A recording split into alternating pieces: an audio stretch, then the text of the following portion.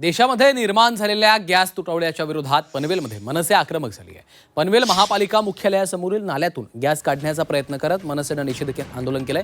पंतप्रधान नरेंद्र मोदी यांनी सांगितल्याप्रमाणे नाल्यातून गॅस काढण्याचा प्रयत्न मनसे कार्यकर्त्यांनी केला, ज्याला नमो गॅस असं नाव देण्यात आलंय। मात्र नाल्यातून गॅस बाहेर न आल्यामुळे पंतप्रधान खोटे बोलतात हे पुन्हा एकदा सिद्ध झाल्याची टीका मनसे शहराध्यक्ष योगेश चिरे यांनी केली आहे।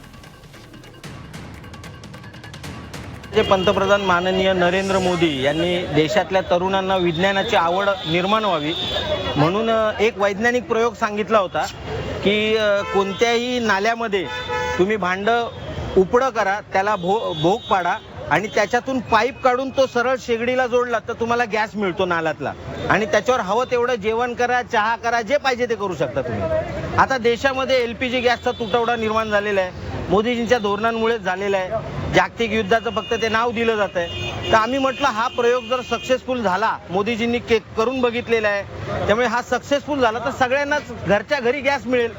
तर त्याच्यामुळे आम्ही आज एक भांडं आणलं, त्याला होल पाडला, त्याच्यातून पाईप काढला आणि तो या शेगडीला जोडला। दुर्दैवाने मोदीजी इतकी वर्ष जे खोटं बोलतायत हे सुद्धा त्यांचं म्हणणं खोटं निघालं।